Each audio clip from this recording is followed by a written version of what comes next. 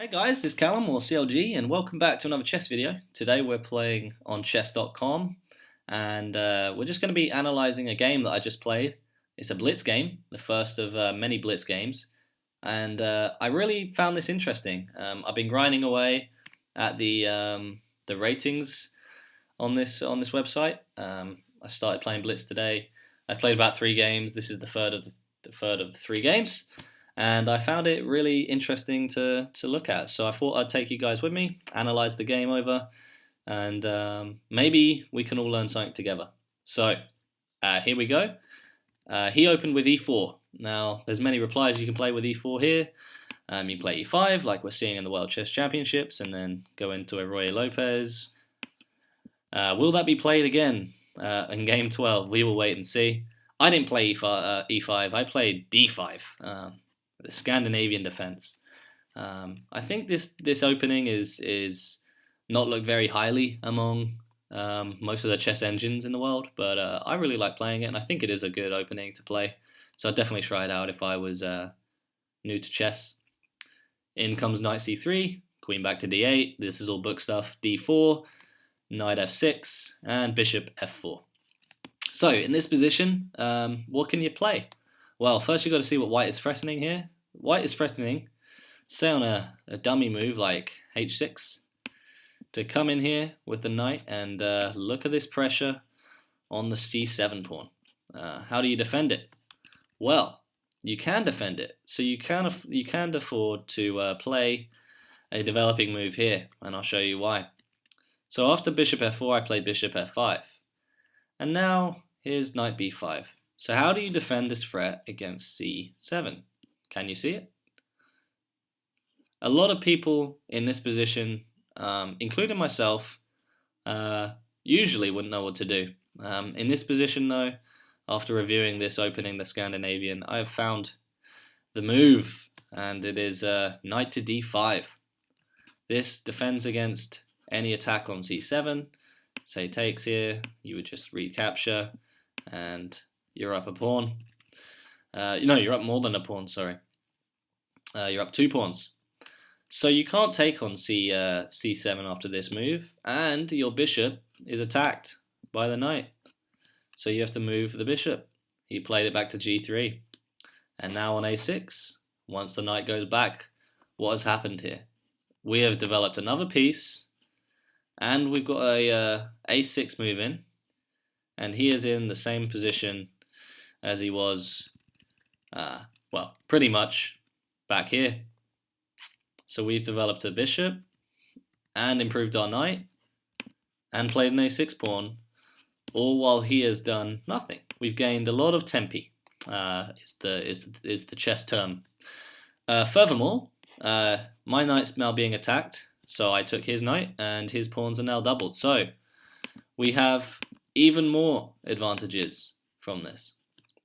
However, we've only got one piece developed, so we do need to get developed nice and quickly. I played e6. He gets a developing move in bishop c4, and I play bishop e7. Now, another move I was thinking of in this position is c5. c5, if you play c5 and you capture, you can get this bishop developed onto a nicer square, and that's pretty much what I was thinking about doing. So why did I go with bishop e7? That's not a very nice square for my bishop. Well, I figured if I play c5 in this position, on takes, and the recapture, I mean, queen takes queen, and now my king is undefended. He can get his rook over here to d1 with check, and it's not looking very nice for my king. So I figured in this position, I wouldn't play c5 just yet. I would first get my king castled. After he plays a nice developing move, I get my king castled, so does he, and now c5.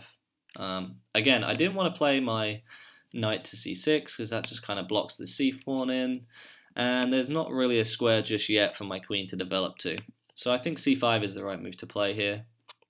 On captures, I recaptured, and now the queen trade is okay because my king is castled, and now my rook is on a nice open file. So I feel like that was a good continuation and something that you guys should note as well as the knight d5 move. So that's the second interesting point there. So what happened next? He brought his knight forward to e5, and his knight is in my position. What do you do? The pieces in your position? Well, I challenged him with knight to c6. He took. I have no choice but to recapture. And I think this is okay, having two isolated pawns. He's got doubled pawns. My rook is on a nice open file. So I figured that this was a nice endgame to kind of play. I am attacking his pawn over here, so he defends it with bishop b3. And now, what do I play? a5. Now, the reason I played a5 here was because simply I just wanted to play a5 and a6 and trap his bishop. Well, not trap his bishop, he can come here, but then when he's flushed away, I can take this pawn. That was my idea behind it. So on a5, he played a4, just breaking down that idea straight away. Now, please note, guys, with bishop pairs on both sides, this is a very open position, especially both rooks as well. And any pawn move can create weaknesses, especially if you want to fix pawns on there, on a certain color. So one bishop exchange, and well, say I got the dark squared bishops exchanged. One day, I could maybe look to hunt this pawn down. And so that's just something that you want to note. It didn't happen in the game, but here we go. Now with a4 as well, sorry, last thing to note about this, my pawn here on a5 is also fixed. If my dark squared bishop is ever exchanged, maybe for his light squared bishop, well, maybe he can attack this pawn and my rook can't go very far. Just something to note. So right here I played rook to d2, just looking to attack or add another attacker to this pawn over here. He decided to defend it. I mean, you can't really do anything else. I doubled with my rook to d8, and now bishop to c7. And this is a really good move from my opponent. When I saw this move, I was kind of like, maybe rook to a to d8 isn't a very good move. The idea here is to, well, obviously to threat to take the rook here, and then if the rook moves, say the rook goes to d7, well, the bishop is now taken on a5, and after a few more moves, I don't know what I would play. I don't know, just play a dummy move here. More dummy moves, apparently. This pawn is looking to take off. You know, these pawns are looking very dangerous. So I don't want to drop a pawn. So on rook to d8, I played the rook back to a8. There might have been a better move there, but what this backwards move told me is instead of playing rook to d2 here, let's just play a nice calm move, bishop to b6. And then if he gets to the open file, we can still, you know, exchange a pair of rooks, and maybe we're still, you know, having some play. I can still play my bishop here, or my rook here, and can we win this endgame? It would have been difficult. So I feel like that was a good move from my opponent, and maybe a move that looked to draw the game. However, after rook to a8, he decided to bring his rook from f to d1, and I mean, I kind of have to exchange it here. If I don't exchange it, well, where is he going? He can go here to e2, but he's kind of out of play there. There's not really much going on, and now his rook is dominating this open file. Obviously, I can't play back to this square. I can't play back to this square. This square is attack from the bishop. This square is attack from the bishop. I can play back to d7 here, but he just takes me as well, so that's defended. And of course d8 is defended by the bishop, so I had no choice really but to exchange one pair of rooks. And now he has control of this file. And how does my rook on a8 get, you know, going? Well, I found this move. After g6, just getting a flight square for my king, and he does the same. I found the move bishop to e7. Now this is a good move because obviously it prevents him from coming down to d8. He dominates the file, so you know, make sure that he doesn't get to d8. If he did come to d8, well, I mean that's just blunder. And it also allows my bishop to get to f6. Now, I figured once I played g6 here, if he played back to e5, that's a really good move from him. In my opinion, I would probably play bishop back to e7 again, looking to get this pair of rooks exchanged. But that would be, I feel like, a really good move in reply to g6. Had my opponent played it, this looks very drawish. Defends this pawn on c3, and it prevents my king really from coming to g7. So yeah, that would have been a good try for my opponent. We'll see what the computer says after this. But after a3, I feel like bishop to e6 is good. And maybe even now, bishop to e5 is good for my opponent. Again, I can't come here and I can't come here because he controls it. It would have been hard to win this position, I believe. We'll see what the computer says later. Anyway, he played g4, just attacking my bishop. There's only one square for him, e4. And on f3, that's a blunder. This just gives me the pawn. It was under time controls, this game. It was a 5-0 game. So maybe his time was getting down here, but that just drops the pawn. I'm not going to miss that. And now rook to d7. Just simply attacking this bishop on e7. However, that allows me to just get to that f6 square, which is where I wanted to get all along. And now I'm on a prime diagonal. This guy's undefended. My king can get to g7 now with safety. I'm feeling really good at this point, feeling like I can win the position. King up to attack my bishop. I brought him back to the d5 square. A pair of bishops exchanged. There's not much else. Well, there might be something else here for white to do. Maybe improve the king again. If I ever takes, that's kind of helping his pawn formation. And now he can look to maybe one day hunt down this guy.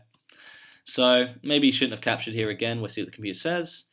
Now my pawn on C is no longer isolated, and his rook is kind of stuck. I mean, where's he going? He can't come here. He can't come to this square. He has to move the bishop first. So let's see what white did. He just developed the king, looking to defend this pawn, and I feel like this is where the game is already won for me because of this pin. It's not a direct pin. There's no piece behind him. So he can move, of course, to maybe maybe actually taking here is a good move for him. He didn't see that. I think there I would have had to take like this, and maybe this is still a winnable position after he gets out of check. Maybe this is a winnable position for white with this passed a pawn. I didn't see that move. He can totally just take on a5 here with the bishop. But as you can see, white was determined to defend that c pawn. And now, after the push, I don't think it's winning for him. I feel like here, I can play check. And then on the recapture, king to e8. And that's a killer, right? That's not what I played in the game. I played something similar to that. In that after push, I just came to e8 straight away. And now what does this rook do? He's only got one square that's safe. If he goes there, I get the bishop. There's not much to try here. What white did try was rook to d8, hoping that I'd take with the bishop and we'd get this position, which is maybe still holdable.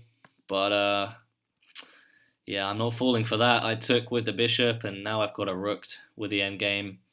And from here on out, guys, it was just easy for me to finish this off after rook a1. The timer ran out for my opponent.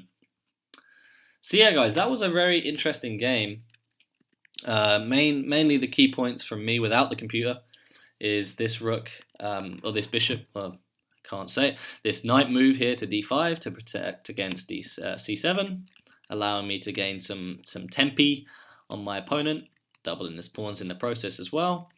Second idea here was making sure that I castled or played bishop e7 and then castled first before playing c5. So a real lesson about timing with that one there in chess. And then the third lesson that I wanted to note was this here. Maybe not playing rook d2 just yet because of this strong move from my bishop, bishop c7. Maybe playing something different like rook a7, or maybe bishop here. Would have been better. We'll see what the computer says on that third lesson to kind of really reinforce it. But yeah, I feel like I played that game really well, guys. It was probably a draw at most points, but we will see what happens. And yeah, let's go through it with the computer. Okay, guys, so we're back with Stockfish, and I'm going to hit go, and let's see what Stockfish tells us. I'm just going to flip the board. We were playing with black in this one, so let's see. So e4 was played, and then d5, and as you can see already, the computer just doesn't like the Scandinavian, 0.83 in some lines. However, this is all books kind of moves here, as you can see. And the best move, they say, is e6. Looking to develop in some ways other than what we played, which is just bishop to f5, and it says here that this is okay. I got a feeling on this next move, yeah, as you can see, it's not very good because of what? Knight to d5, which is what we played. Really nice, and yeah, he has to play the bishop back, a6, and we're looking good. The computer says to just develop here. Yeah, that makes sense. That makes sense. I don't have to take straight away. I can get a developing move in, and then on the recapture, I can just take with the queen. That's fair enough. Maybe just taking one more step there. And yeah, something is lost here. It goes from minus advantage for me to a plus advantage back for him. Mainly because I am undeveloped here, just one bishop. But e6 is good, and a5, no, bishop, knight to b6. I was thinking I didn't want to block my knight off, or I didn't want to block this c-pawn off because one day I wanted to open up the position with c5, but it looks like this move is still okay. But nothing too important here just yet. I can play c5 here. Yeah, that works. On c5, takes. And on a bishop exchange, well, actually, yeah, on a queen exchange, you can take with the bishop this time. The queen is now defended. The king no longer has to defend the queen, so I can still castle after this whole continuation of c5, d takes c. I guess actually you can't play bishop takes c just yet. You'd first do the queen exchange and then take with the bishop. That makes complete sense. Excellent. Okay. Castles, and now c5. Yep. All self-explanatory here. Minus 0.53 it's saying for me in this position, which is good. And actually they're saying here knight to d7. I guess on an exchange the rook would recapture, and then we can get this a rook over on the d file to double. That makes complete sense as well. And yeah, I guess something is lost here by playing it to c6. I said that I had to challenge this rook in the position, and it does that on d7. You're still challenging the did I say rook? I meant the knight. It still challenges the knight here on e5 by going to d7. You don't have to play to c6, and on c6, when you recapture, you isolate this pawn on c6 as well. So actually going to d7 is good here, and I should have played that. Anyway, bishop back, and a5 is just met with a4. That makes sense. And it does say play rook to d2 here, so maybe that was a good move. But then I'm guessing on rook a to d8, yeah, it's just an equal draw, as you can see. Because of bishop c7, rook to a8, and he just has to play the bishop back here, and I guess it's a draw. I guess by repetition, I can't really fight for anything more in this position. So that was, yeah, this move isn't a very good move. However, my opponent blundered straight there, and why? Because I can take this pawn on f2. I didn't see that move. I said in the commentary that I had no options other than e2 or capture. No, I have missed something. You can take here on f2, and once you take, the king better move, because otherwise there's a discovery with this bishop. So yeah, I can take here on f2, and that's just winning a pawn. I didn't see that. That's a mistake from me. And yeah, they're saying best for him is actually, he's actually winning this position if he gets a rook exchange. He didn't go for the rook exchange. I allowed bishop e7 and bishop e4, and yeah, that's where the game was lost then. So it was a draw up to this point, until that f3 move. Now it's not a draw anymore. I was saying in this position, instead of playing after g6, instead of playing g4, what's best? Rook to d4. I was saying in the game, maybe bishop over here. Yeah, I was saying maybe rook a7. It's hard to find a move. You can't play your king to g7. You can't play your bishop here. So rook a7 is the way to go, and then we continue from here, just like this. And as you can see from the evaluation, stone draw again. So yeah, that was actually a good move from me, pointing out bishop to e5. That's a draw if he goes there. But he shouldn't be playing for a draw in this position. He's still got something to play for. And it's actually a draw after g4, so I guess that's another way to do it too. And yeah, f3 just drops that pawn, and it's game over from here. Bishop exchange doesn't help him. And yeah, as I said in the commentary, maybe it's not a win position from here. After king to f8, instead of playing this move, which is a huge blunder, instead of playing c4 in the game, he can take with the bishop right there. After takes with the bishop, I have to play back to a1. And can I take this pawn? No, because I'm in check. After here, he gets here. I can take this pawn back. And maybe I am still playing for something here, but it's going to be very hard to convert. And it's definitely not as easy as I made it in the game. But he didn't find that move, and now that's just a huge blunder on c4. I bring my king to e8, and there goes the bishop. And there goes the game. From this move, as we already know, it's nice and easy to convert. And yeah, that's where it ended, guys. So very interesting from the computer. The main things that the computer has given us, compared to what I found earlier, is this move right around here. Instead of giving the rook exchange, I can just play and take on f2. This is the main point of the computer here. King has to move. If the king doesn't move, say there's a dummy move like this, well, I figured you could just take like this, and then you're not getting the rook. So actually, maybe we play a move like this, and we look to take down another pawn as well. It's just, as you can see, both bishops pointing at the king, the rook pointing at the king pretty much. It's not looking very good for him. So that's the main thing that I missed here on this move 21. I can just take the pawn on f2. Other than that though, guys, I feel like I played a really good game. I hope you enjoyed it. I definitely am still working out how to use Stockfish and the analysis on chess.com. I feel like I'm going to buy a membership on chess.com, and it might make it a little easier.